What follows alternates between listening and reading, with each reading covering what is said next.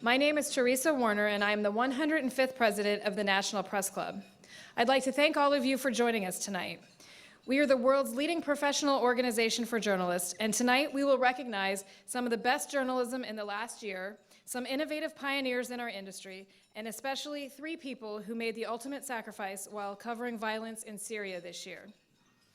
We want to get started tonight by recognizing the winners of the Consumer Journalism Awards in the National Press Club Journalism Contest.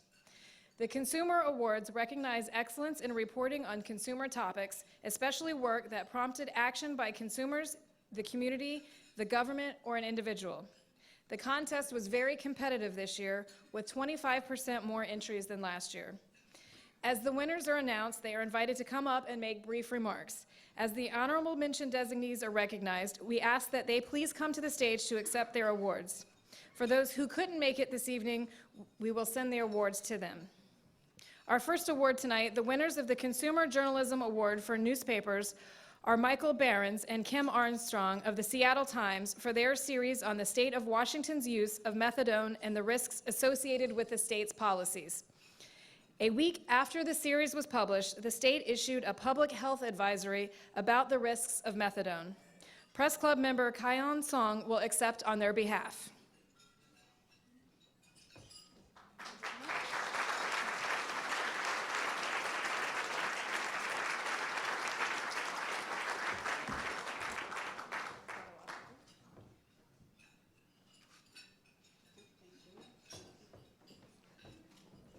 On behalf of the Seattle Times and my colleagues, Mike Behrens and Ken Armstrong, I thank you for this honor.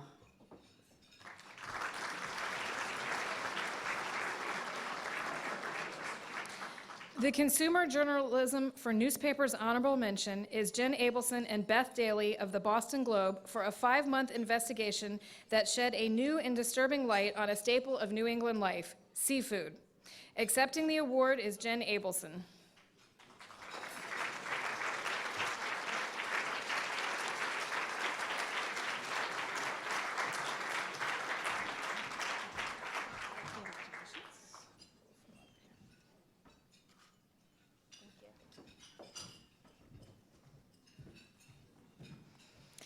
In the category of consumer journalism for periodicals, the winner is Reuters for Shell Games, a comprehensive reporting on the complex subject of shell corporations and the impact on people.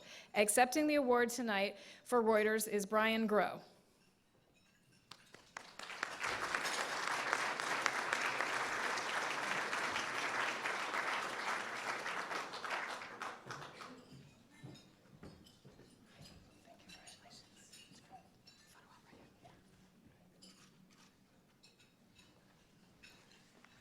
Hi, on behalf of all my partners and all the editors at Reuters, thank you very much to the National Press Club, and hopefully you'll be seeing a lot more of this from Reuters in the future.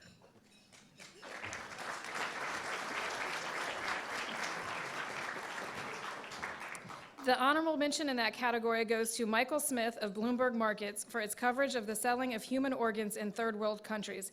Accepting the award for Bloomberg is Jonathan Salant.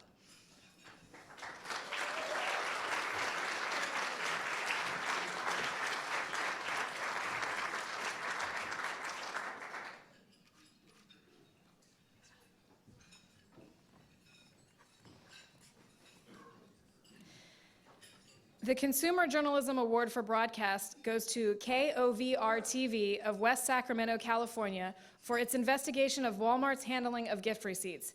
The station turned a tip from an unhappy customer into a multi-part, multi-city series that uncovered a pattern of cheating at Walmart stores, the world's largest retailer. Here is a brief sample of their submission. Carl Curtis' investigation into Walmart's gift receipt practices is now getting attention at the state capitol.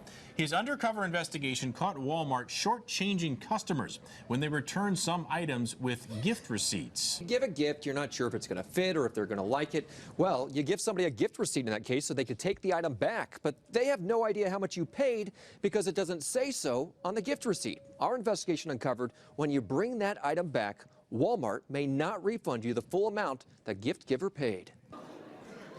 None of the winners could be here with us tonight, so we will get their awards to them.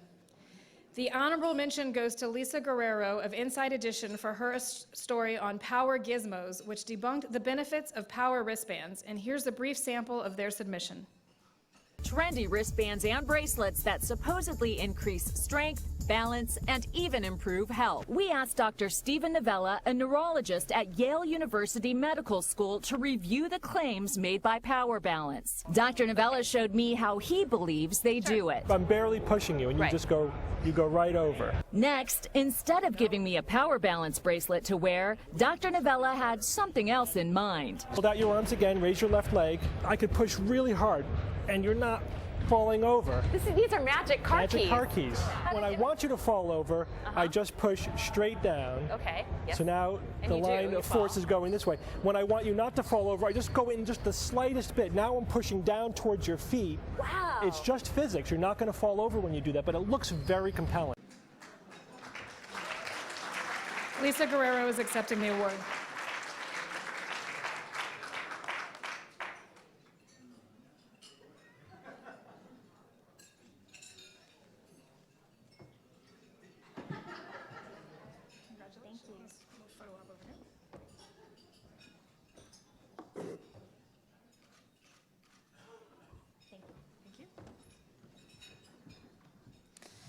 We're going to take a short break for dinner, so enjoy your dinner, and we'll be back with the rest of tonight's program. I hope you all enjoyed your dinner, and while you're enjoying your dessert, we're going to continue with the program. Here at the National Press Club, we want to take a moment to note the passing of William Raspberry, a Pulitzer Prize-winning columnist for the Washington Post and a former Fourth Estate Award winner here at the National Press Club. The leaders of the National Press Club and those in the journalism community note his passing and his many contributions to journalism. He will be missed. We also want to note the tragic death of a bright young journalist, Armando Montano, the recipient of the club's Ellen Mason Porcina Scholarship and a frequent visitor to the club. Armando was working this summer as an intern in Mexico City for the Associated Press and had planned to attend a master's program in Barcelona this fall. He too will be missed. On an evening that we recognize excellence in the news business, it's appropriate to note some of the very talented young people just entering the field. Here to present the National Press Club's annual scholarships is Tim Homan of Bloomberg News and Vice Chair of the President of the Press Club Scholarship Committee. Tim?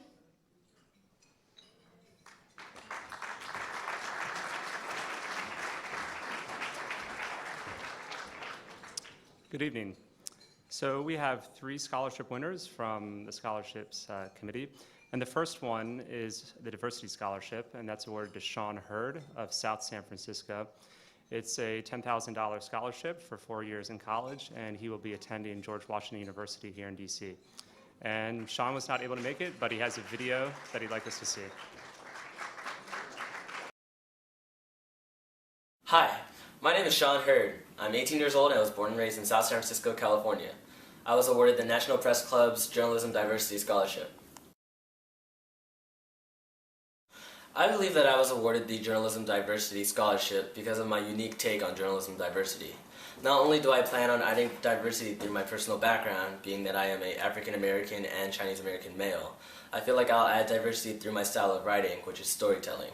I feel like in today's media, journalists only focus on the big breaking news stories and they forget about the everyday person. I believe that everybody has a unique story that deserves to be told, and my goal is to put their stories on paper and bring their stories to light. This fall, I will be attending George Washington University, where I hope to continue my journey to becoming a professional journalist. And after graduation, I hope to become a sports beat writer for a professional publication. I would like to thank the people at the National Press Club for awarding me the Journalism Diversity Scholarship. Thank you.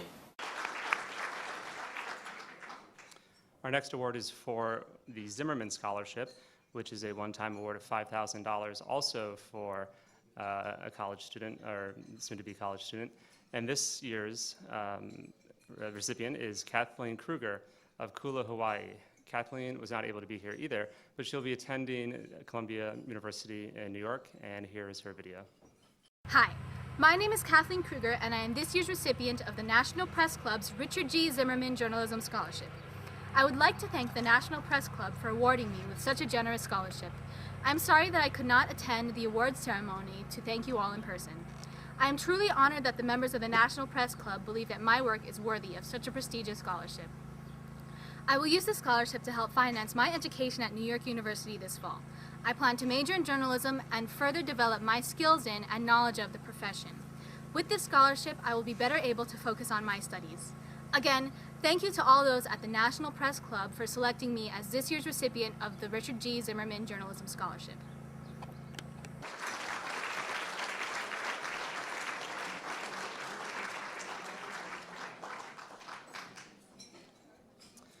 And our last recipient is for the what's known as the Feldman Fellowship, and that's named after Dennis and Shirley Feldman. And their daughter, Amy Cernisk, is here, and we'd like to have her stand to be recognized.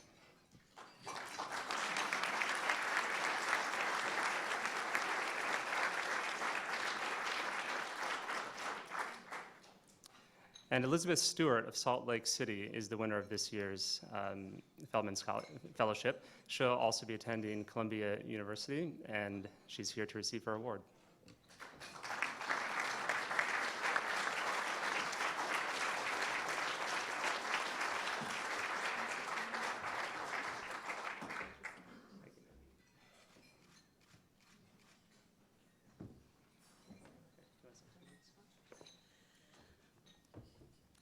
I didn't prepare anything smart to say, I'm sorry. I'm very honored to be here, and I'm very honored that you guys see something in me, and this means a lot to me, not just because of the money, but because I look up to all of you so much, so I value your opinion. And I'm very excited to go to Columbia, so thank you for supporting me.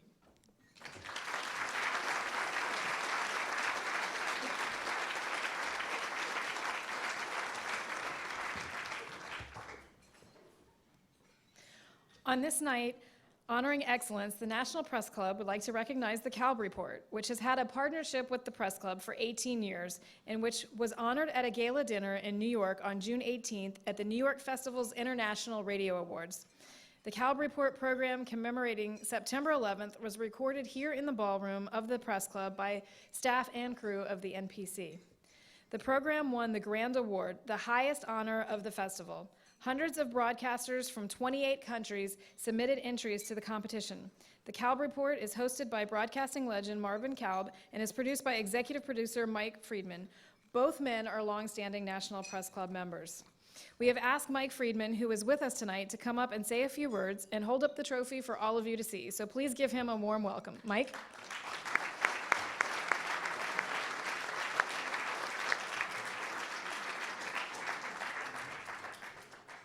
Thank you, and good evening, everyone. Two of our broadcast projects, actually, produced by the National Press Club and George Washington University, have received these wonderful high honors in the 2012 New York Festival's International Radio Awards. You heard about the Kalb Report. I'm very pleased to tell you that another of our partnerships, a program called This Just In, which is a weekly radio series presenting the story of journalism and is hosted by CBS News correspondent Sam Litzinger and produced by Greg Johnson, won the Gold World Medal in the history category this year. The Kalb Report, which explores the evolving roles and responsibilities of the media in our society and the transformation of journalism in the 21st century, is, as Teresa mentioned, hosted by the legendary Marvin Kalb, who some of you may know was the last correspondent personally hired by Edward R. Murrow at CBS News. So we all get the opportunity to work with the gold standard of journalism. It is produced by the extraordinary Heather Date. And that, of course, as Teresa mentioned, won the Gold World Award in the Public Affairs category. And then to top it off, that program we did on the 10th anniversary of September 11th, which was entitled Anchoring 9/11, The Day and the Decade, and featured Charles Gibson, Dan Rather, Britt Hume, and Frank Sesno, was honored with the overall Grand Award this year. We're very pleased and proud to be underwritten by grants from Ethics and Excellence in Journalism Foundation for both of these projects, and we can't thank that fabulous organization, which is based in Oklahoma City and was founded by Edith Gaylord, who is a longtime member of the Press Club, for its endearing and enduring support of our project. So on behalf of Marvin Kalb and everyone associated with these projects, we want to thank our wonderful partners here at the National Press Club, including every president from Gil Klein in 1994 to Teresa Warner this year, Via Udanans, Tina Creek, and the great folks in the Broadcast Operations Center, Patty Powers, Julie Hsu, Ken Melgren, the chair of the Broadcast Committee, and the wonderful Bill McCarran. It is truly a privilege to be associated for these past 18 years with the world's leading professional organization for journalists. And let me offer our congratulations to all of you on the accomplishments for which you are being honored tonight. Thank you very much.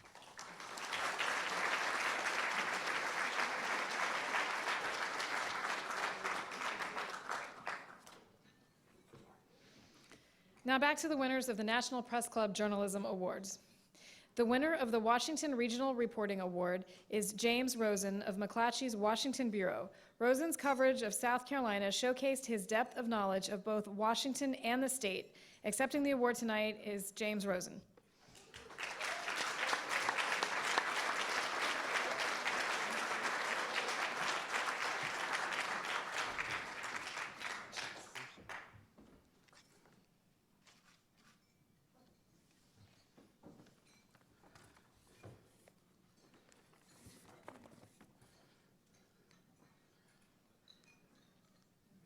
Sorry. So outside my alma mater, the Columbia University Graduate School of Journalism, stands a bronze statue of Thomas Jefferson.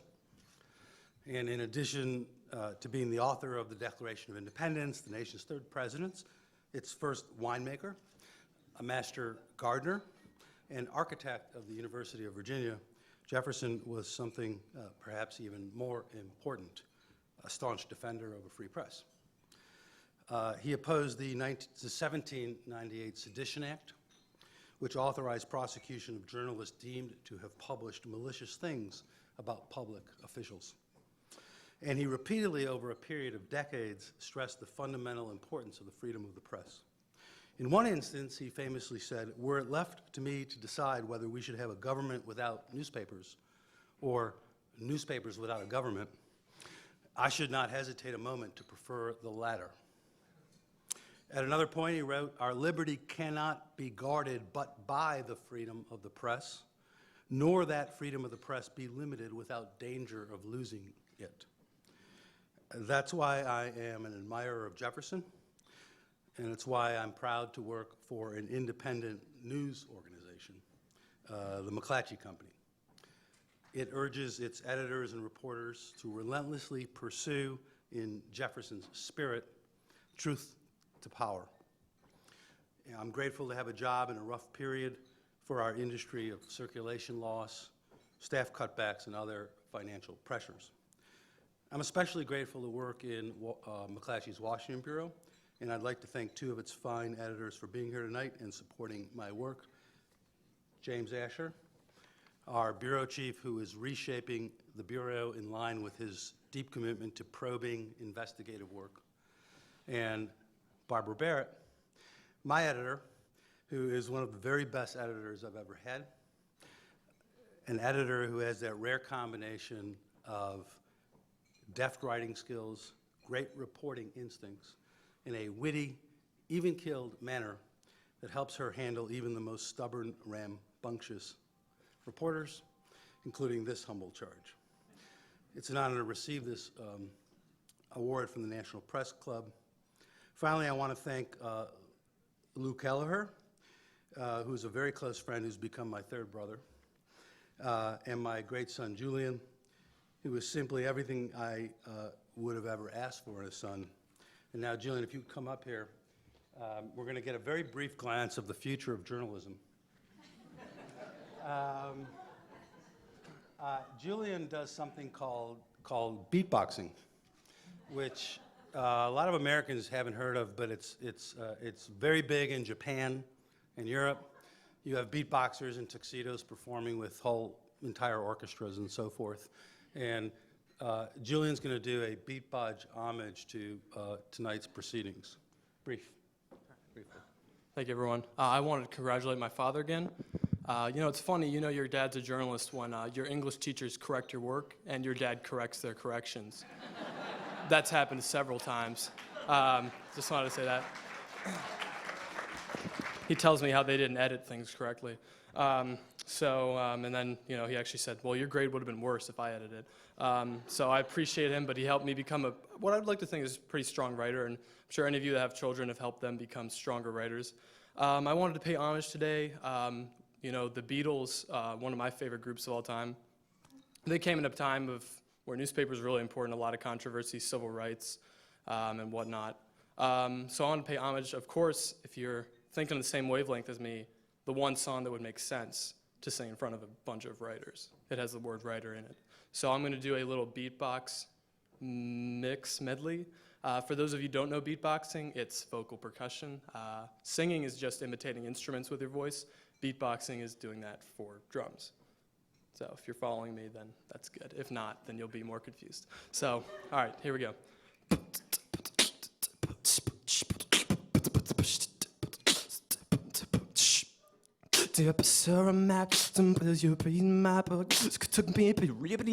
Right, won't you take a look?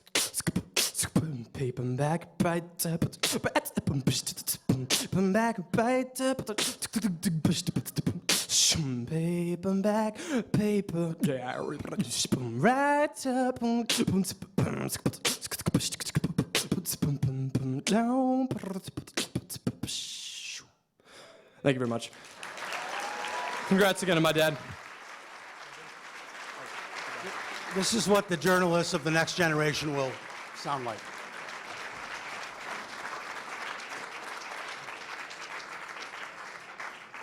And y'all thought I was going out on a limb when I brought my cloggers to the children holiday party. Now we can add beatboxing. This is pretty exciting. The honorable mention in this category goes to Maureen Groppe for her excellent reporting for the Indianapolis Star. So Maureen, if you'll come on up.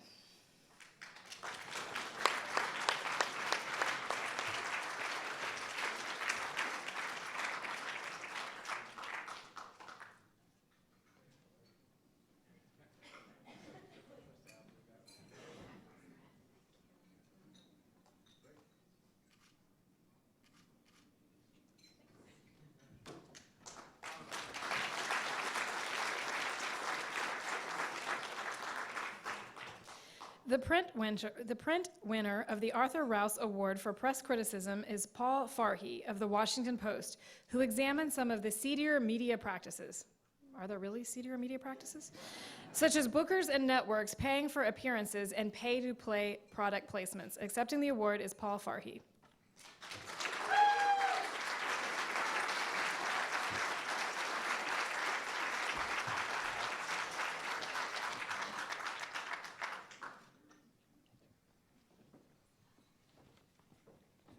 Coincidentally, I'm also a beatboxer.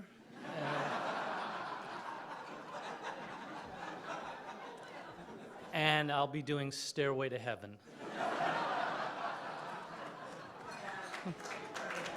Thank you. I'm sorry I had to follow that. That was fantastic. It was just great. Thank you. First, thanks to the National Press Club for this award. Specifically, thank you to Arthur Rouse for establishing an award for media criticism. We need to be self-critical, and I'm glad there's an award that I might be able to win. Secondly, I'd also like to thank Arthur Rouse because I forgot to thank him last year, and so thank you, Mr. Rouse. At my table are the editors in the style section of the Post, who I'd like to recognize: Francis Sellers, Eva Rodriguez, and Nicole Arthur. Yes.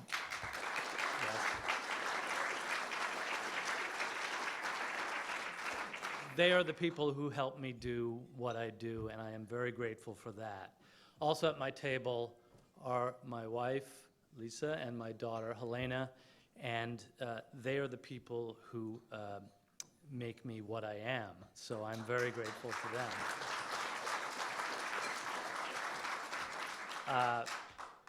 I'd also like to say thank you for reading newspapers. We need more of you, and if in this room people are not reading newspapers, we have no hope. Please keep doing so, and thank you very much.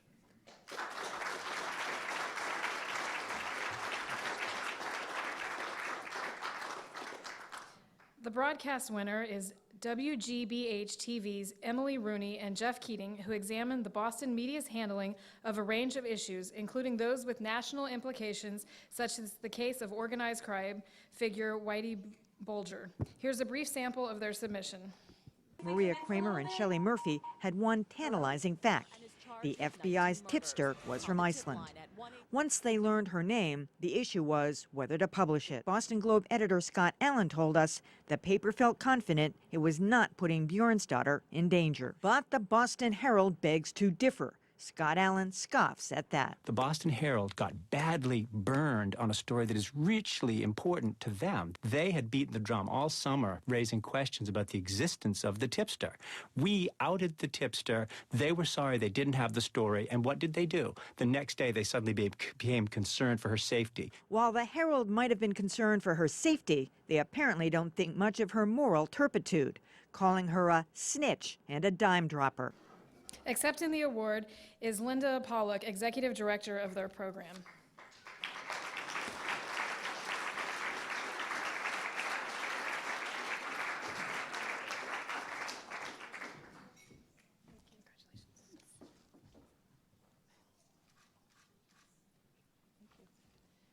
I just want you to know that I play the accordion, and my best number is Beer Barrel Polka.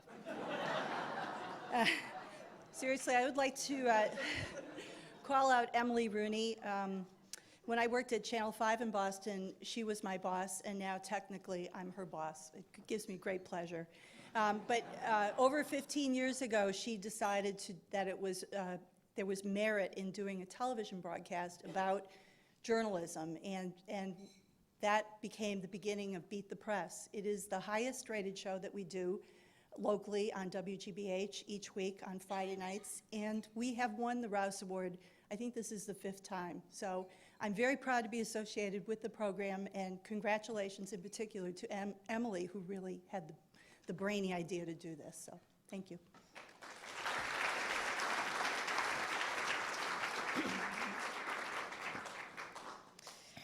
The winner of the Edwin M. Hood Award for Diplomatic Correspondence is Ryan Lizza for his story, The Consequentialist, which examined the foreign policy battle that raged between the White House and the State Department during the Arab Spring. Accepting the award is Ryan Lizza.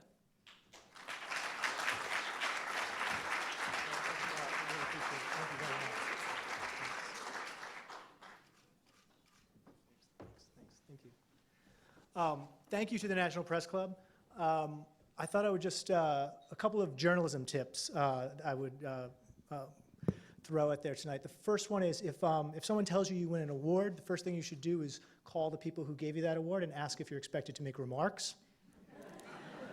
That will help you. And then first, I want to thank the editors at the New Yorker, David Remnick, who is an amazing person, as good as you've all heard, and allows us to do some great journalism, spend the time and resources to do the kind of stuff that they do there. And the other person who edited this piece, Nick Thompson. I think a lot of people have this idea when they open up a magazine or even a newspaper that these articles just sort of get popped in there. They go from the writer's brain into the magazine to your doorstep or your internet browser. I can tell you that that is not the case at all. And this is my second piece of journalism advice. The first draft of this piece, which now is, I'm very proud has won this award, it wasn't so great.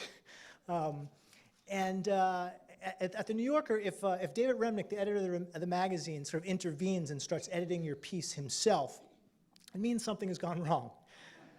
So Nick and I, my editor, that sort of happened with the first draft of this piece. It wasn't quite going the way everyone wanted it to. And so David takes the piece and he sends us back an email. The email's got about 3 sentences in it with some things he wanted us to change. Nick and I were sort of bewildered by this. David had the piece for a whole day.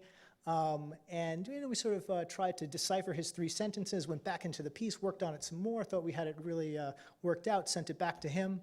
And it turns out that attached to that email had actually been a copy of the piece with line-by-line edits of a 10,000-word piece with extremely specific recommendations on almost every paragraph. And we had completely missed that. So my second piece of journalism advice is, if your editor sends you an email, check to see if it has an attachment. And finally, this piece, it was a really wonderful piece to do. Mostly I cover politics, but I got a great chance in this piece to go and travel in the Middle East and Europe. And I have 2 small children, and frankly, could not do that and could not do my job at all if I didn't have the person who's sitting back there, my wife, Christina Gillespie, to make sure that I can get up every day and do my job. And this would not have happened without her, so I want to dedicate this to her. And thank you all very much.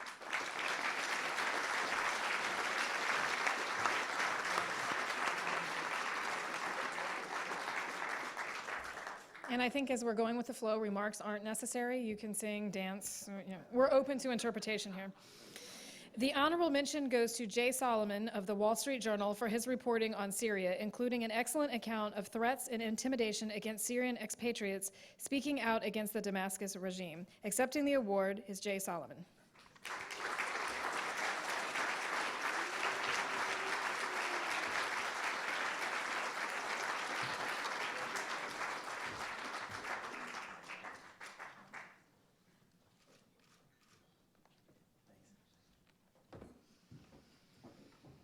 The winner of the Newsletter Journalism Award for Analytical Reporting is Tom P. Taylor of Bloomberg BNA Law Week for his reporting on an entire term of Supreme Court decisions.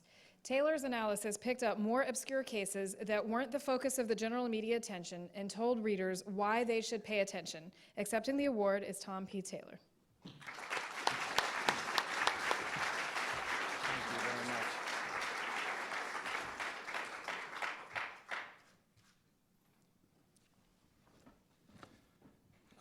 Ryan, thank you for the advice about preparing remarks. A little too little, too late. But I'd like to first thank the National Press Club, and of course, I'd like to thank my staff and the people that I work with at US Law Week. We're a Bloomberg BNA company. They were nice enough to give a recovering lawyer a wonderful home and a much better career. And I'd also like to thank my support system at home, my wife Kara and my parents Sandy and Tom. When my dad found out I won this award, he sent an email to some relatives and told them that they have a son who now has a foot in 2 of the most problematic careers possible, the law and journalism. I feel like there might still be something I can do about his feelings about journalism, but the law is far too gone. So I'll do my best. Thank you very much.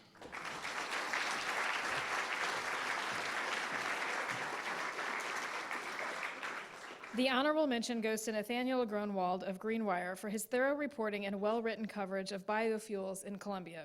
Nathaniel is not able to join us tonight. We are honored tonight to recognize the winners of the John Aubuchon Press Freedom Awards. The awards are named after a former president of our club who was a staunch advocate of press freedom. They recognize journalists and others whose work has shone a light on the world or who have stood up to those who have restricted the press's ability to shine that light. Each year, we give an Aubuchon Award to journalists in 2 categories, foreign and domestic. This year's winner for domestic coverage is James Risen, a New York Times reporter.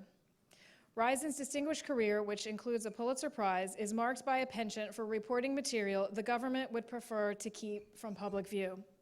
From warrantless electronic surveillance of U.S. citizens to botched CIA program that had sought to give Iran a flawed nuclear bomb design, he continues to fight valiantly in court against government efforts spanning the last 2 administrations to compel him to reveal his anonymous source.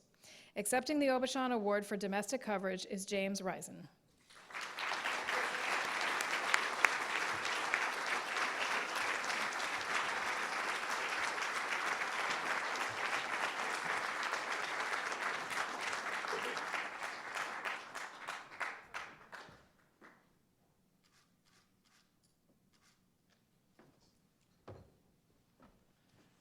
Thank you very much. I really appreciate this.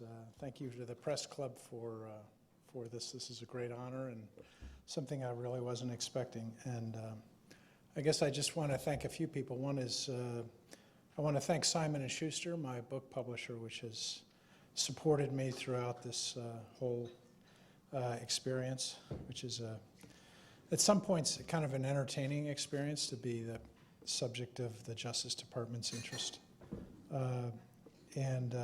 I'd also like to thank my friends and colleagues at the New York Times for their support. And I want to thank my family, especially my wife, Penny, for standing by me. It's, I think I got subpoenaed in 2008, so it's about 4 years, so it's been an interesting Obama administration for me. I would like to just say a couple words about what the significance of this is, and I think to me there's a lot of legal mumbo jumbo that surrounds my case, which is still going on, believe it or not. But really what it boils down to is whether or not we're going to have an independent, aggressive, investigative reporting in the United States. That's essentially what my case is all about.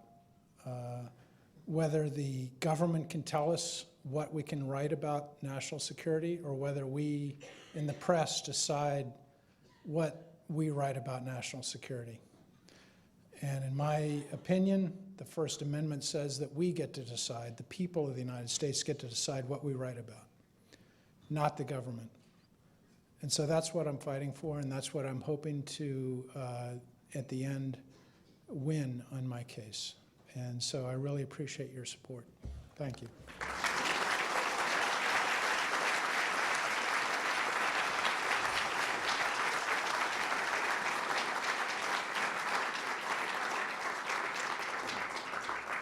The winners of the foreign coverage will be recognized later tonight. Now we want to recognize other winners, the contest offering a new award this year for best coverage of breaking news. The inaugural co-winners in the print competition were the Arizona Republic and the Associated Press. The Arizona Republic won for its coverage of the shooting spree in Tucson that left 6 dead and severely wounded Representative Gabrielle Giffords. The stories provided a compelling narrative of the shooting and were an excellent example of local reporting on a national story. The reporting was, above all, accurate, as the staff refused to fall into the trap of reporting what turned out to be inaccurate information put out by other outlets that Giffords had died. No one from the Arizona Republic is able to join us here tonight. Accepting the award is editor Bill Theobald of Gannett's Washington Bureau.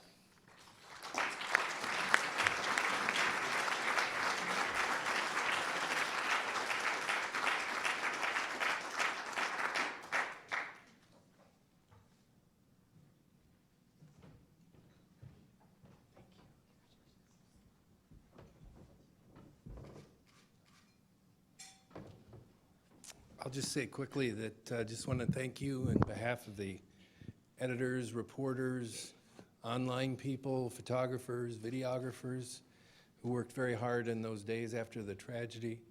I know that they did what journalists do after there's a tragedy of that sort. They did their jobs and they did it well. So thank you very much.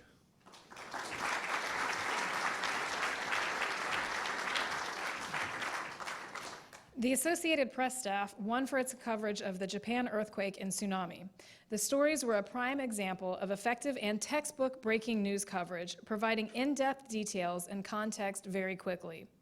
The stories were also incredibly well written, using strong descriptions to paint a vivid picture of the earthquake and tsunami, including that it was moving at the speed of a jetliner and that it moved an island several feet. Accepting the award is Don Danishevsky, Vice President and Senior Managing Editor at the AP.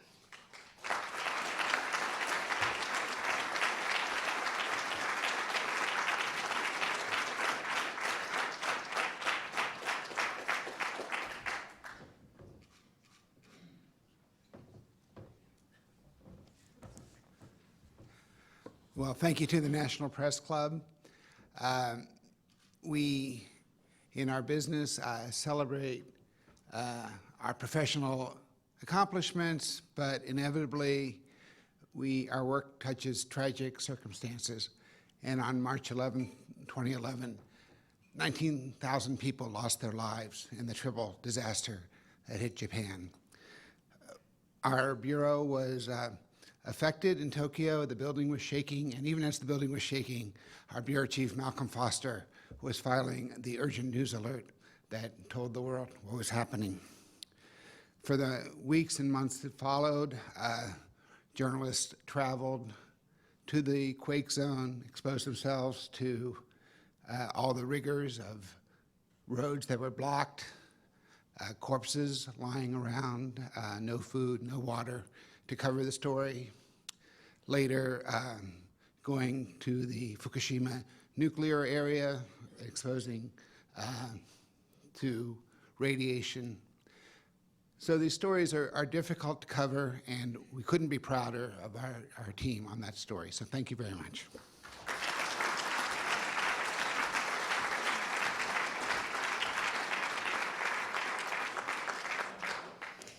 The winner of the Breaking News Award for Broadcast is the Associated Press for its coverage of the tornado that leveled Joplin, Missouri. The AP's Robert Ray, Ted Shaffrey, and Lee Powell displayed the immediacy of video journalism with their gripping account of the effects of the tornado. They got to the scene fast and immersed viewers in the chaos of the search effort. They also uncovered flaws in the efforts to track missing and the dead as they told the stories of family members searching for loved ones. Here is a brief sample of their submission. The massive tornado that arrived in Joplin, Missouri spared nothing in its path. Not homes, not cars, and not the St. John's Regional Medical Center. Its windows and roof no match for the tornado as it tore a 6-mile path across southwestern Missouri. Out on the search and rescue, you can see as I turn the camera just how treacherous it really is to make your way through all of this. In fact, I'm not even quite sure how we're going to do this. We are searching a neighborhood here in Joplin and looking for a miracle. The amount of rebuilding that has to be done here is enormous. This is the city's one and only high school, destroyed. Come August, students from Joplin High will likely go to classes at the middle school or elsewhere. But the district does have a long-term plan. We're ready. We've raised flags on all of our school sites, and we've got a giant one at Joplin High School because we're ready to bring that high school back. Accepting the award tonight, which I believe they are just returning from other breaking news in Colorado, is Robert Ray, Ted Shaffrey, and Lee Powell.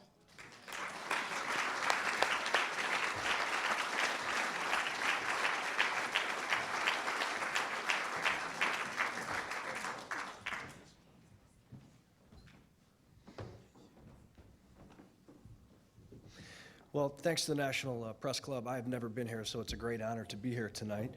Thank you to the Associated Press, our bosses, Kevin Roach, Carol Feldman, Denise Vance, David Bruns here for all the support when we were covering this story. And I want to echo the commentary on the Japan disaster, the Joplin disaster, a similar situation where, frankly, as journalists, we were trying to do our job, but you don't want to be in a situation like that. And our hearts and our feelings go to all the people that lost their lives and the victims of that natural disaster and their future and the rebuilding right now. I'd also like to say that what we tried to do is what every person in the media tries to do, whether you're a print writer, whether you are a television journalist, whether you're a radio journalist, or whether you're a still photographer, is we tried to give the inside look and the real feel of exactly what was happening on the ground there. So that was our goal, and that was our mission when we told the story, and we hope that it came through, and we thank you for this great honor tonight. Thank you very much.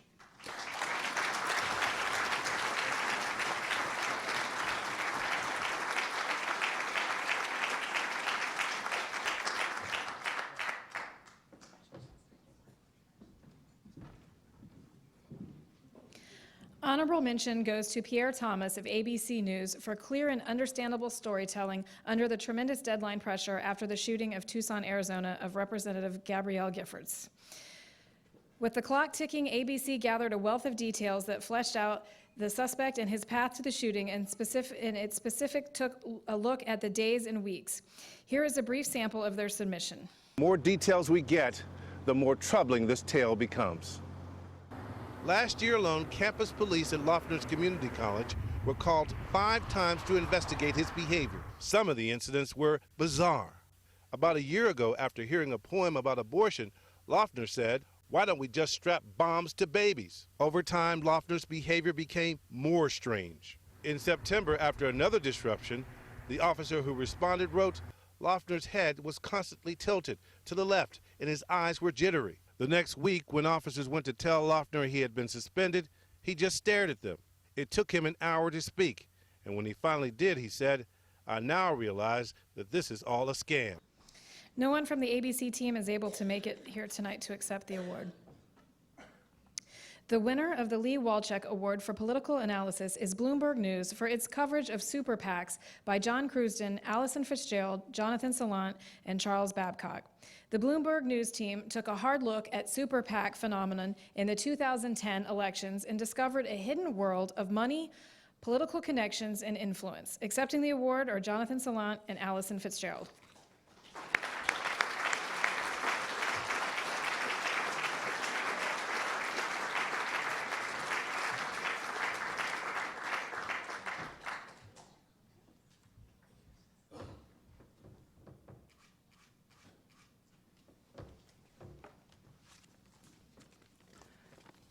Thank you very much on behalf of my colleagues, Allison Fitzgerald, Chuck Babcock, and John Crewston. In the interest of full disclosure, Bloomberg paid for our table tonight. Also with us tonight is our main editor on the story, Gary Putker. Gary, thank you. Gary went over every line of our story so often that he could probably still recite it in his sleep. Thanks also to editors Bob Blau and Ann Reifenberg, and those at Bloomberg News who gave us the time to follow where our reporting took us.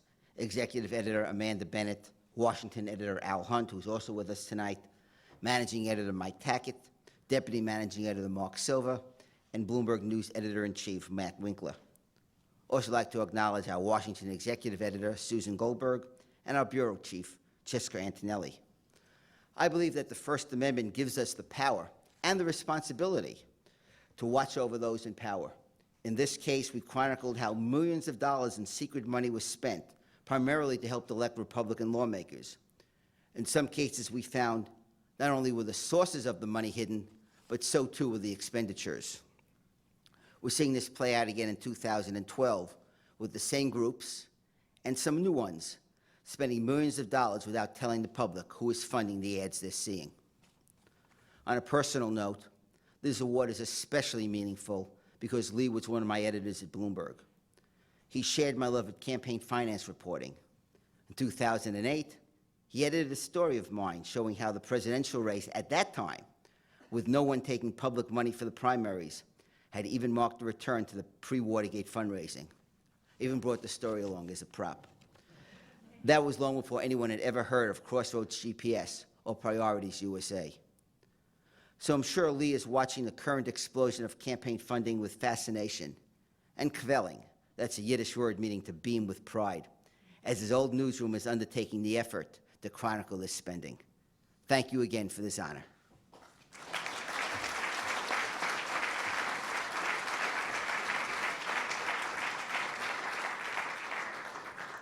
Honorable mention goes to the Washington Post for Breakaway Wealth, an impressive analysis of the top 1% of wage earners and how they got there. Accepting the award for the Post is Paul Farhi. And I would also like to acknowledge that Maria Recio Walczak, the wife of the late Lee Walczak, is in the audience with us tonight. If you would stand as well.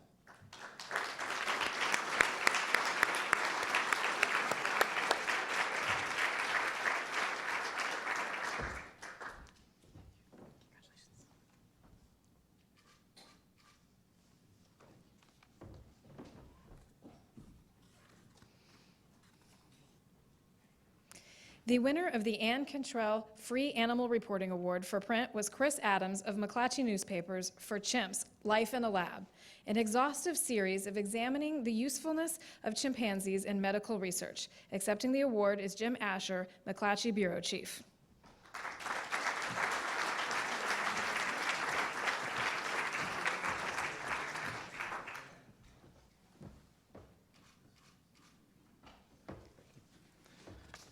Thank you.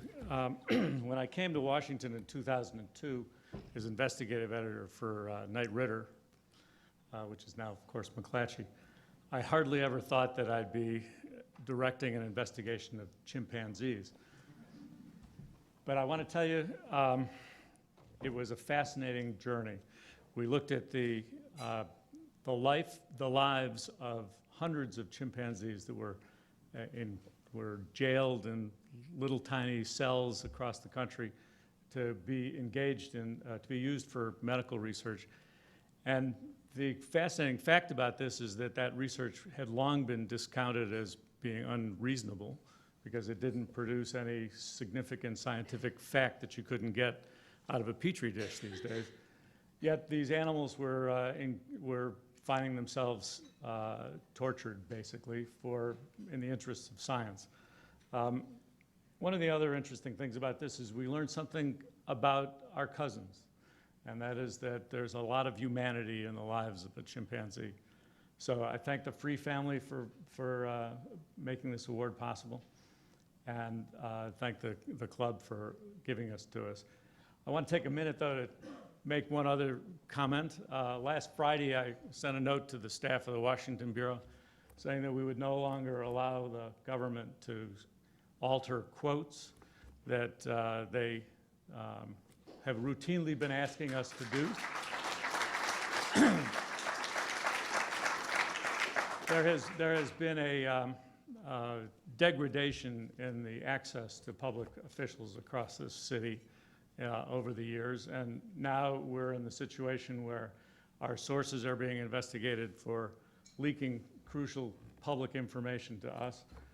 The officials who represent the executive branch rarely answer our questions unless they give it to us on background, and then have the timidity to say, we don't like that quote, why don't you change it?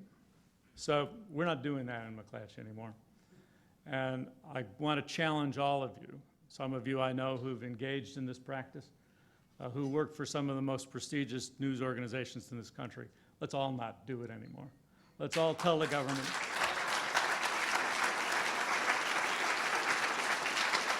Thank you. Let's all tell the government that the people's business is the public's business, and it ought to be done in public, and they ought to tell us why they do it, instead of do it and then ask us to change the course of what they've decided. Anyway, thank you very much.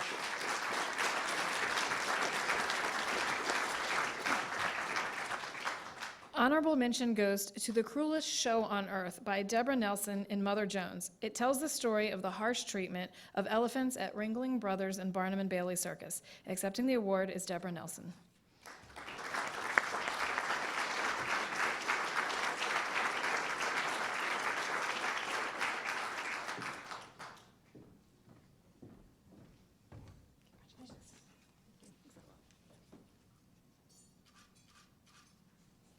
May I say one thing? Go ahead. I know the honorable benches don't get to say anything generally, but I almost didn't come tonight. I judged the White House Correspondence Contest, and I thought I just can't handle another event like that.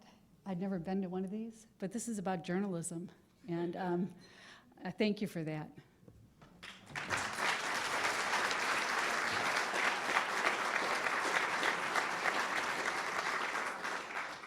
The Ann Cottrell Free Animal Reporting Award for Broadcast goes to Kevin Tibbles and Samira Puskar of NBC Nightly News with Brian Williams for Detroit Dog Rescue, the story of a dedicated group of individuals working on a shoestring to save stray dogs in the Detroit area. Let's take a look at their submission. When times get tough and families flee, the pet is often left behind. Today in Detroit, there are an estimated 50,000 stray dogs on the street. It makes me mad, and you know, it makes you sad. What's your 20 now? Hush grew up on these streets. Well, whatever came this way? Oh. And by starting the Detroit Dog Rescue, he and his crew worked to give strays a second chance. Yeah, he's gonna be fine. With almost military precision, volunteers patrol where dogs occupy abandoned homes and scrounge in packs for survival. Always hungry, often sick and frightened. Accepting the award is Samira Puskar.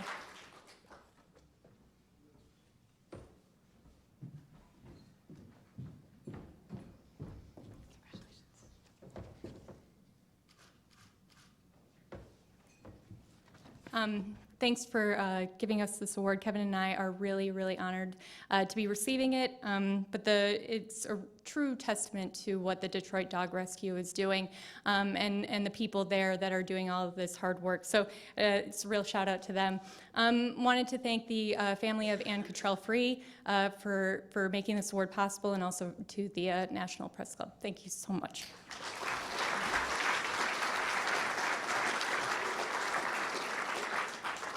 The honorable mention goes to Lisa Guerrero with Inside Edition for her coverage of two serious threats facing animals, the all-too-common phenomenon known as hoarding, and unscrupulous dealers who trade in exotic animals. Let's watch their submission. This isn't a zoo. These adorable tigers are caged up at a mall where between Christmas shopping, people can pay to get their pictures taken with them. But the 8-week-old cub I got to pet was obviously sick. Another cub on display was missing a patch of fur and clearly not happy to have its photo taken. These guys were also at the exhibit. They're 6 months old and already dangerous. We showed our video to Adam Roberts from the animal rights group Born Free. He says these traveling tiger shows exploit the tigers and endanger the public. Accepting the award is Lisa Guerrero.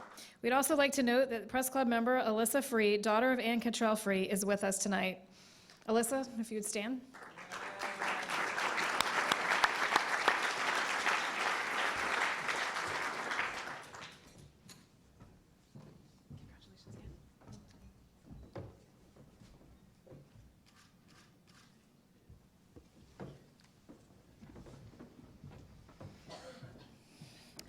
Online journalism is a critical element of the business these days and is reliant on effective use of various types of media.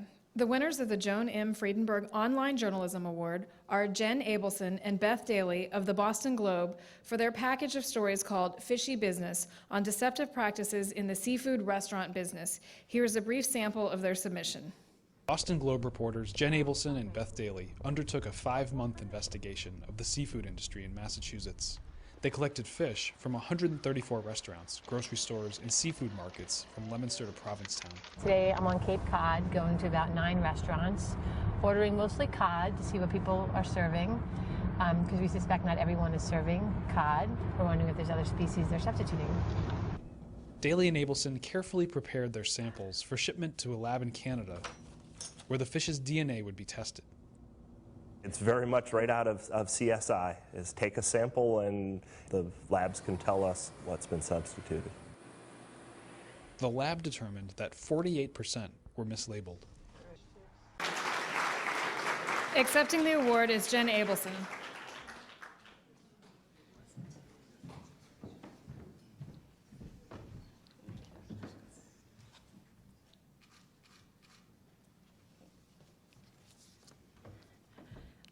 I also didn't have prepared remarks and need to learn better to ask beforehand, so I'm nervous up here, but I want to thank the National Press Club. I want to thank Joan Friedenberg and her family, and I want to thank you all for tonight. I feel incredibly lucky to be up here and couldn't have done it without the other part of this is Beth Daly, who unfortunately couldn't be here tonight, and the entire Team Fish, as we called ourselves at the Boston Globe. I've been at the Globe for over a decade, and I've endured the struggles, as all of us have, as the industry has changed, and feel that our success in this award is sort of a testament to our ability to adapt to that environment and really sort of bring our online skills to fruition. And it was an incredibly collaborative effort among the reporters, the editors, the news producers, videographers, photographers, the graphic designers. We even made a database that resonated with readers, which is sort of unheard of. And I just feel incredibly honored to be here. And it made sort of all of the days I spent smelling up my car with fish and not stealing, but we paid for it, but smuggling sushi at a buffet into my purse totally worthwhile. So thank you.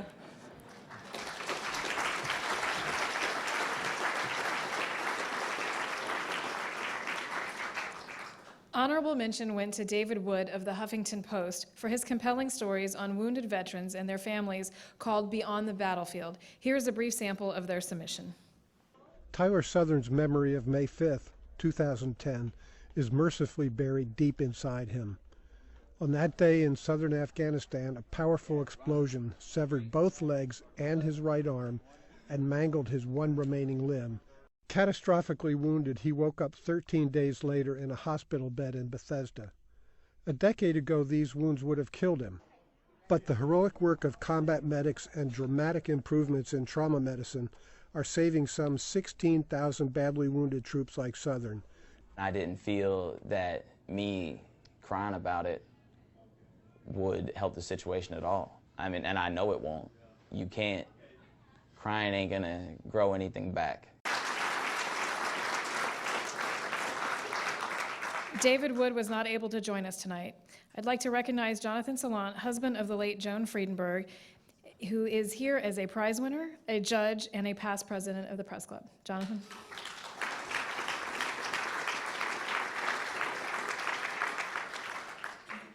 The Sandy Hume Memorial Award for Excellence in Political Journalism honors top work by young journalists. This year's winner is David Fahrenthold of The Washington Post for his congressional reporting that pulled back the curtain on lawmakers' inner lives in Washington. Accepting the award is David Fahrenthold.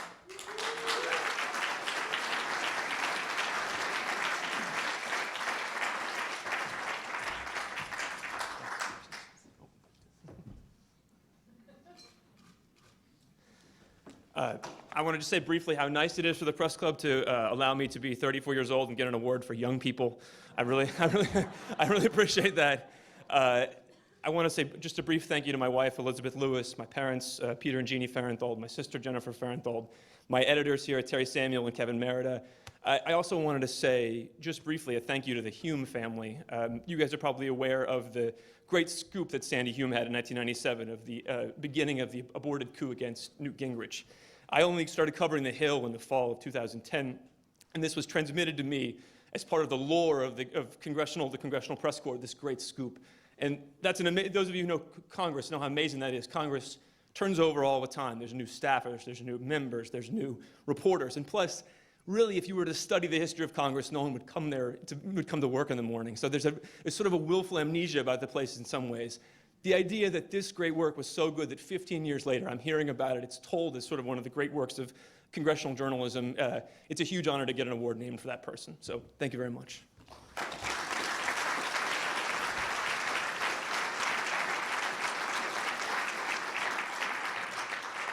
Honorable mention goes to Mina Kimes of Fortune for her story, America's Hottest Export Weapons, a look at the secretive world of arms sales. Accepting the award is Mina Kimes.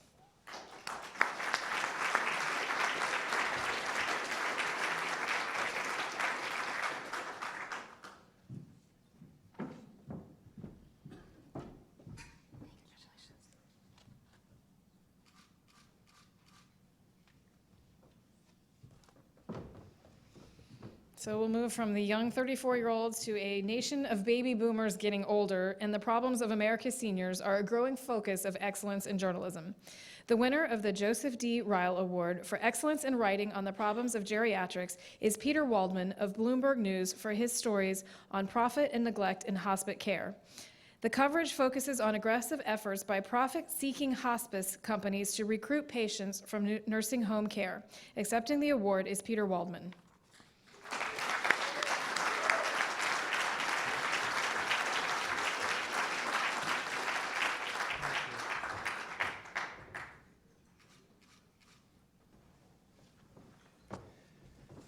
First of all, thank you to the Press Club and to the Joseph D. Ryle family for endowing this award. My colleague Jonathan mentioned that it's incumbent on journalists to hold the powerful accountable, and this is a situation where it's also incumbent upon us to hold the less powerful and uphold the less powerful. So in writing about hospice care, that is what I encountered for many, many months last year. I'm also grateful that the award is for excellence in geriatrics. Some other colleagues were referring it to excellence in geriatric writing, and I think I prefer the former. Anyway, let me give a huge shout out again. This will be the second time tonight that Gary Putka, our editor at Bloomberg, and the investigative team gets credit for extraordinary editing. Gary is a guy with a laser eye for holes in stories. I submitted many holes, and Gary was instrumental in filling them. So thanks to Gary, thanks to my colleagues at Bloomberg, and thanks to the National Press Club.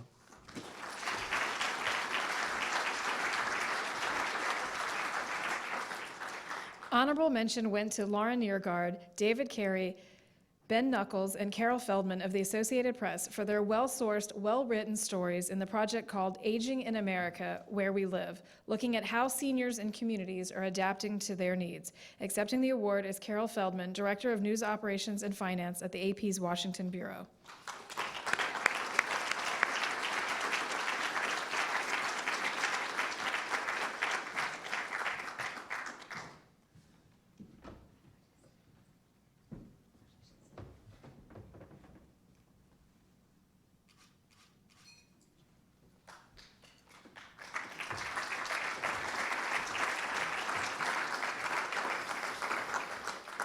One of the most challenging jobs in journalism is writing humor. The winner of this year's Angel Gingrich Humor Award is Ann Cadet, writing for the Wall Street Journal. Her innovative columns included where she had friends rate her kitchen and a dinner according to the city's Department of Health guidelines, and she failed. She also wrote of a trip to Walmart, noting that she couldn't see from one end of Walmart to the other because of the curvature of the earth. Accepting the award is Ann Cadet.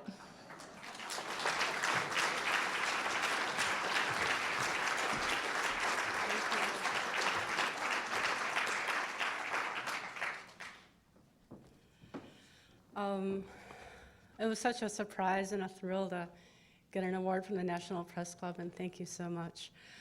I also want to thank my editors, Jonathan Dahl and Matt Heimer. Like when I told them I wanted to write for the Wall Street Journal about what it's like to stay overnight at a luxury dog kennel, they said, that's a really good idea.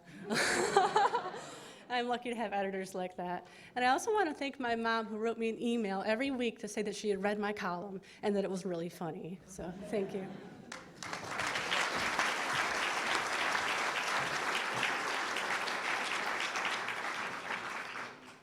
The honorable mention goes to Laura Sjoberg of Wired.com for his humorous columns. Accepting the award is Laura Sjoberg.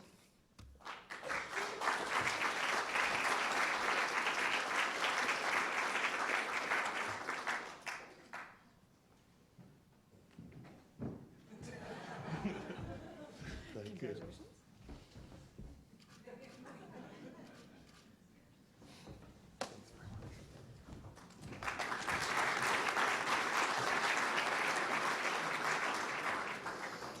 The winner of the Michael A. Dornheim Award is Nathan Hodge of the Wall Street Journal for stories that explored U.S. defense policy, operations, and budgeting. Hodge's reporting from Washington, Cambridge, Iraq, and Afghanistan offered a thorough view of these topics. Accepting the award is Nathan Hodge.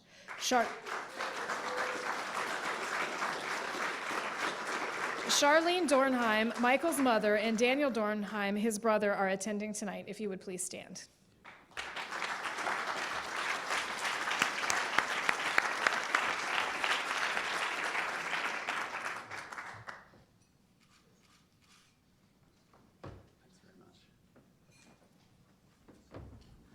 Thanks very much, and thanks to the Press Club.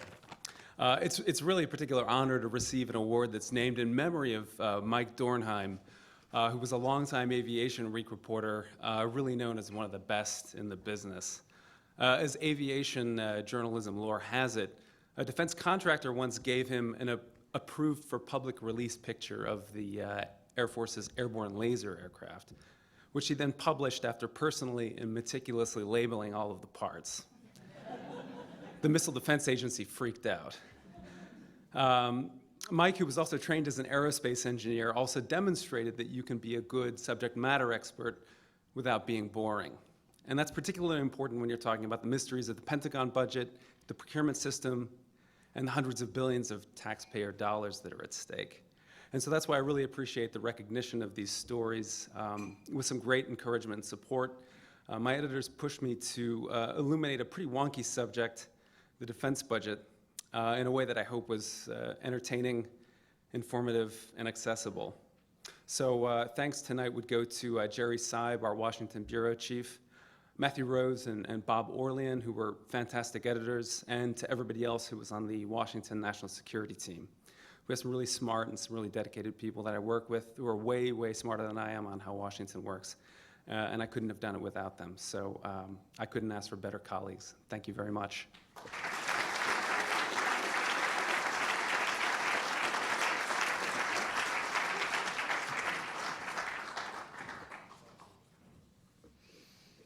Now we want to honor the other winners of the John Aubuchon Press Freedom Awards. In the foreign category this year, the club is honoring 3 journalists who, we are very sorry to say, died in Syria in February. They were among the few reporters able and willing to put themselves in harm's way to try to tell the world about a brutal conflict that continues to rage. The first 2 award winners, Marie Colvin and Remy Ashlik, died together on the same day in the Syrian city of Homs, the victims of a rocket attack by Syrian military forces. Marie Colvin was an American who worked for the Sunday Times of London and whose reporting from war zones was legendary. She had lost an eye, in fact, to a grenade in Sri Lanka in 2001, and thereafter she wore a distinctive black eye patch, but she continued to pursue her calling with a missionary zeal. Here to accept the award on behalf of Marie Colvin is Christina Lamb, the Sunday Times of London's Washington bureau chief.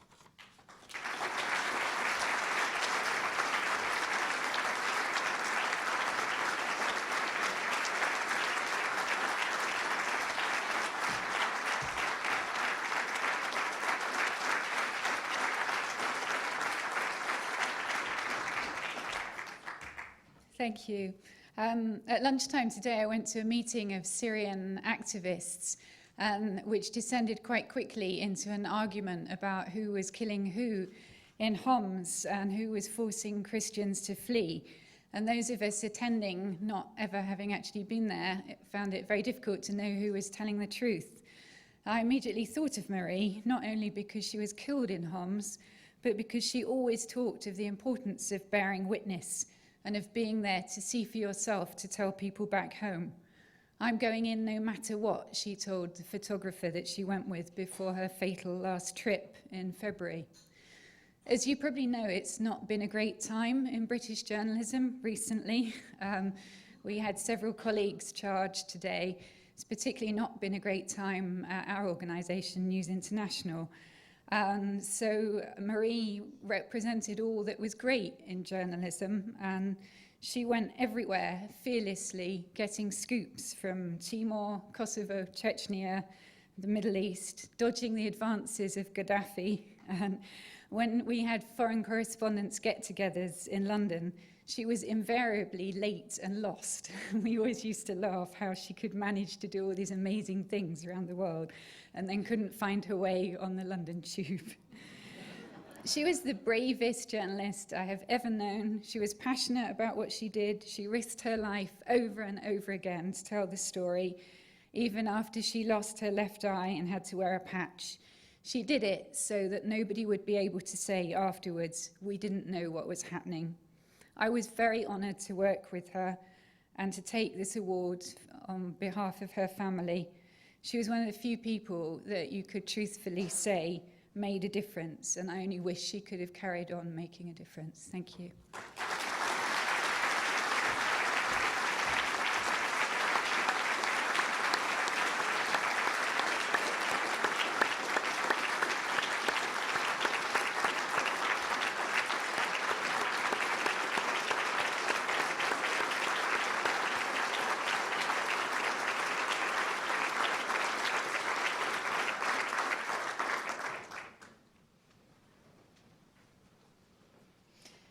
Remy Ashlik was a young freelance photographer from France whose work appeared in publications such as Le Monde, Time magazine, and the Wall Street Journal. Ashlik moved from Arab Spring uprising to the next one, and he was continuing to send the world images of these historic events until he found himself in the wrong place at the wrong time with Marie Colvin at a makeshift press center in Homs that day. Accepting the award on behalf of Ashlik and his family is Delphine Haugand, the Washington, D.C. director of the International Press Freedom Group, Reporters Without Borders.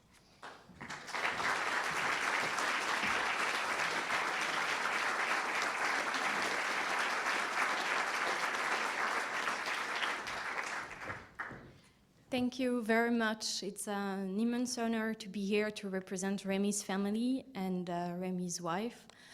She actually asked me to read you a message, so the I that I will say, it's on her name. For the past 6 months, Remy and I had talked about his project to go to Homs. He wanted us to go together, but I couldn't. I encouraged him to go and to be careful. On this particular day, the 10th of February, he left. It was the last time I saw him. He was smiling, and I was so happy. It was really important to Remy to continue his work. And that's why today I have no regrets about his trip to Syria. He was obsessed. He wanted to continue his work about our Arab Revolution. He wanted to describe, with his pictures, the atrocity of the war in Syria, and he was right to want to do this. Everyone knows that zero risk doesn't exist, but nobody could live thinking of that. We were prepared for everything, but not for the worst. But I was, and I'm so proud of him. I haven't felt like laughing since the day of his death, but this evening, tonight, I will drink to you, Remy, for all photographers here in Washington and everywhere. We will show the world not as we imagine it, but as it is. Beautiful, amazing, and so, so vicious. Thank you for this award. It's really important that his picture don't die with him. We have to show them everywhere we can, and we will. Thank you.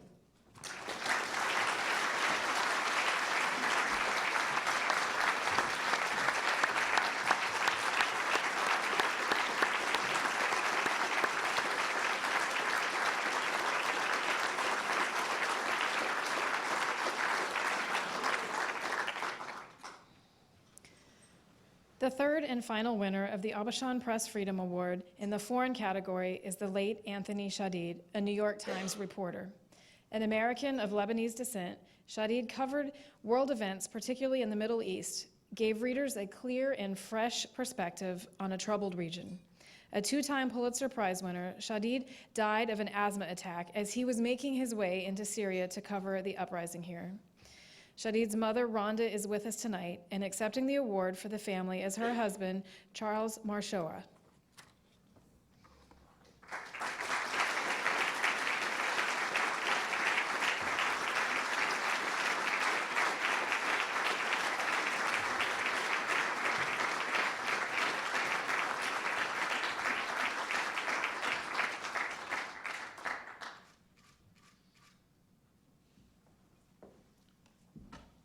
On behalf of his mother and the Shadid family, we thank you.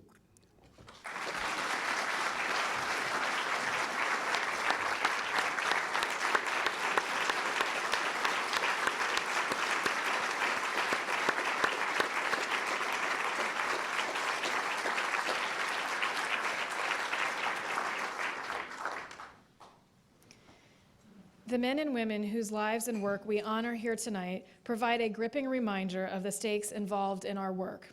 And they remind us of the need to keep fighting to ensure that press freedom is not infringed in the United States or anywhere else. To that cause, we recommit ourselves this evening. We want to close tonight's program by giving a special presidential citation to Brian Lamb, the founder of C-SPAN and a press club member. Lamb is leaving his job as Chief Executive Officer at C-SPAN, but will serve as an executive chairman and host his interview show, Q&A. We here at the National Press Club want to recognize Brian's many contributions to the National Press Club and to journalism, and we want to thank him for his wonderful friendship over the years. Brian?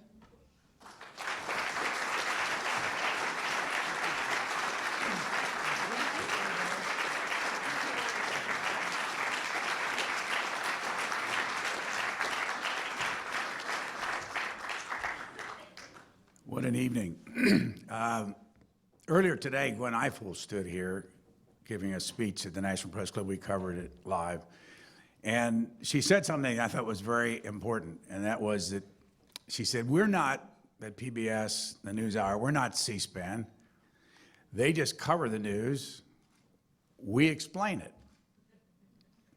And one of the people in our organization was offended by that comment. I wasn't. I thought she put her finger right on the way this thing is going today, and that is we're allowed to cover everything, and you all can explain it, because believe me, people love to say we're the truth.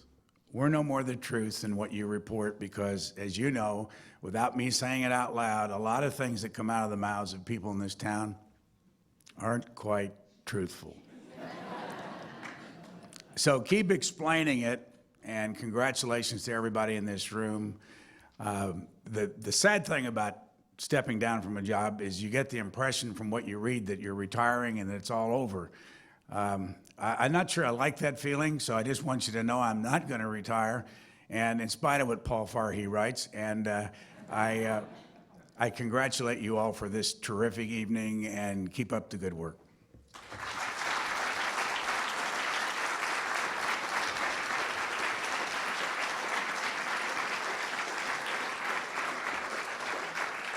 So he hasn't actually officially retired, but yet he's failed retirement. Congratulations. And that wraps up our 2012 Journalism Awards dinner. I want to thank all of you for coming and help us celebrate some of the best in the business. I also want to take a moment to thank many people who helped make this night, especially to Will Lester, our awards committee chair. Will?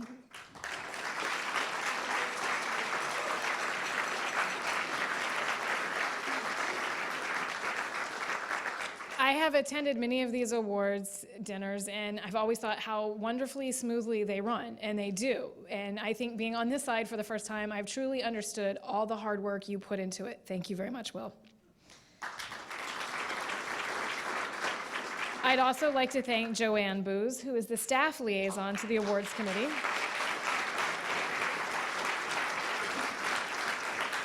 She's done a great job of organizing the awards for tonight and answering any odd questions I may have had. I'd also like to thank Via Udendaz, the director of the Broadcast Operations Center, for helping us get all the broadcast operation parts of this together. Thank you, Via. I know I saw you. There you are. Thank you. And to the National Press Club Institute for administering our scholarships. Thank you to Julie Hsu, Executive Director, and Rick Dunham, past National Press Club President and President of the Press Club Institute. And I would also like to thank Bill McCarran, Executive Director of the National Press Club, for all of his hard work on this evening and many other projects. And thank you all for coming this evening, and we hope to see you again next year. Good night.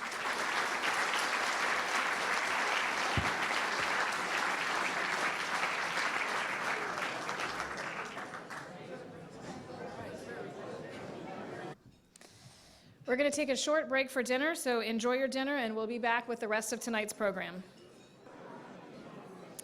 I hope you all enjoyed your dinner, and while you're enjoying your dessert, we're going to continue with the program. Here at the National Press Club, we want to take a moment to note the passing of William Raspberry, a Pulitzer Prize-winning columnist for the Washington Post and a former Fourth Estate Award winner here at the National Press Club. The leaders of the National Press Club and those in the journalism community note his passing and his many contributions to journalism. He will be missed. We also want to note the tragic death of a bright young journalist, Armando Montano, the recipient of the club's Ellen Mason Porcina Scholarship and a frequent visitor to the club. Armando was working this summer as an intern in Mexico City for the Associated Press and had planned to attend a master's program in Barcelona this fall. He too will be missed. On an evening that we recognize excellence in the news business, it's appropriate to note some of the very talented young people just entering the field. Here to present the National Press Club's annual scholarships is Tim Homan of Bloomberg News and Vice Chair of the President of the Press Club Scholarship Committee. Tim?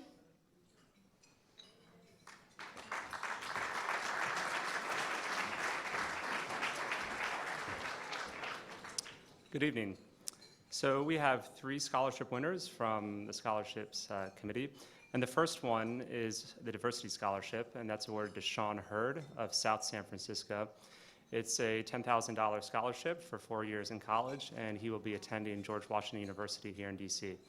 And Sean was not able to make it, but he has a video that he'd like us to see. Hi, my name is Sean Hurd. I'm 18 years old and I was born and raised in South San Francisco, California. I was awarded the National Press Club's Journalism Diversity Scholarship. I believe that I was awarded the Journalism Diversity Scholarship because of my unique take on journalism diversity. Not only do I plan on adding diversity through my personal background, being that I am an African American and Chinese American male, I feel like I'll add diversity through my style of writing, which is storytelling. I feel like in today's media, journalists only focus on the big breaking news stories and they forget about the everyday person. I believe that everybody has a unique story that deserves to be told, and my goal is to put their stories on paper and bring their stories to light. This fall, I will be attending George Washington University, where I hope to continue my journey to becoming a professional journalist. And after graduation, I hope to become a sports beat writer for a professional publication. I would like to thank the people at the National Press Club for awarding me the Journalism Diversity Scholarship. Thank you. Our next award is for the Zimmerman Scholarship, which is a one-time award of $5,000, also for a college student, or soon-to-be college student. And this year's recipient is Kathleen Kruger of Kula, Hawaii. Kathleen was not able to be here either, but she'll be attending Columbia University in New York, and here is her video. Hi, my name is Kathleen Kruger, and I am this year's recipient of the National Press Club's Richard G. Zimmerman Journalism Scholarship. I would like to thank the National Press Club for awarding me with such a generous scholarship. I'm sorry that I could not attend the awards ceremony to thank you all in person. I am truly honored that the members of the National Press Club believe that my work is worthy of such a prestigious scholarship. I will use this scholarship to help finance my education at New York University this fall. I plan to major in journalism and further develop my skills in and knowledge of the profession. With this scholarship, I will be better able to focus on my studies. Again, thank you to all those at the National Press Club for selecting me as this year's recipient of the Richard G. Zimmerman Journalism Scholarship.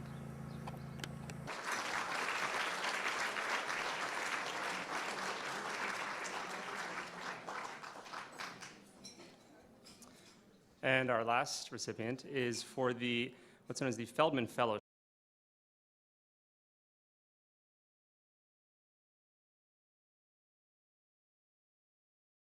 My name is Teresa Warner, and I am the 105th president of the National Press Club. I'd like to thank all of you for joining us tonight. We are the world's leading professional organization for journalists, and tonight we will recognize some of the best journalism in the last year, some innovative pioneers in our industry, and especially 3 people who made the ultimate sacrifice while covering violence in Syria this year. We want to get started tonight by recognizing the winners of the Consumer Journalism Awards in the National Press Club Journalism Contest. The Consumer Awards recognize excellence in reporting on consumer topics, especially work that prompted action by consumers, the community, the government, or an individual. The contest was very competitive this year, with 25% more entries than last year. As the winners are announced, they are invited to come up and make brief remarks. As the honorable mention designees are recognized, we ask that they please come to the stage to accept their awards. For those who couldn't make it this evening, we will send the awards to them. Our first award tonight, the winners of the Consumer Journalism Award for newspapers are Michael Behrens and Kim Armstrong of the Seattle Times for their series on the state of Washington's use of methadone and the risks associated with the state's policies. A week after the series was published, the state issued a public health advisory about the risks of methadone. Press Club member Kyon Song will accept on their behalf.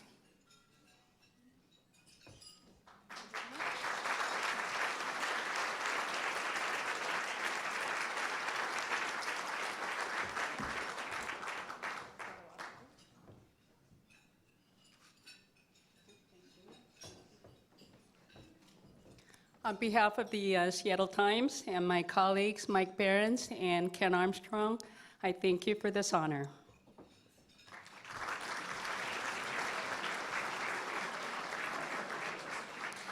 The Consumer Journalism for Newspapers Honorable Mention is Jen Abelson and Beth Daly of the Boston Globe for a 5-month investigation that shed a new and disturbing light on a staple of New England life, seafood. Accepting the award is Jen Abelson.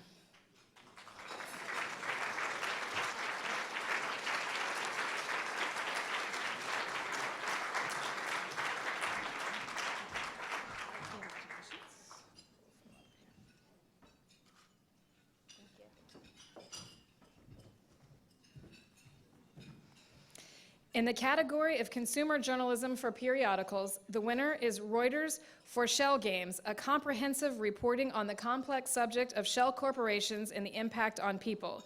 Accepting the award tonight for Reuters is Brian Groh.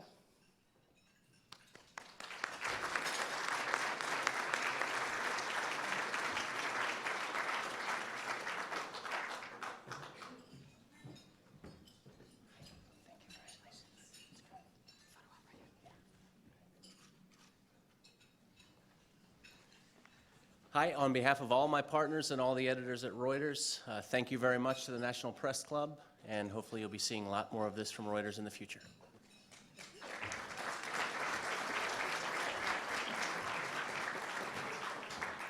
The honorable mention in that category goes to Michael Smith of Bloomberg Markets for its coverage of the selling of human organs in third world countries. Accepting the award for Bloomberg is Jonathan Salant.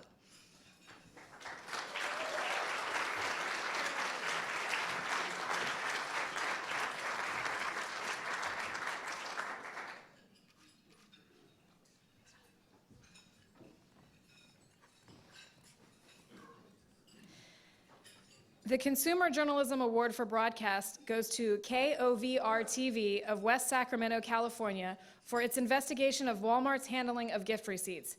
The station turned a tip from an unhappy customer into a multi-part, multi-city series that uncovered a pattern of cheating at Walmart stores, the world's largest retailer. Here is a brief sample of their submission. Carl Curtis' investigation into Walmart's gift receipt practices is now getting attention at the state capitol.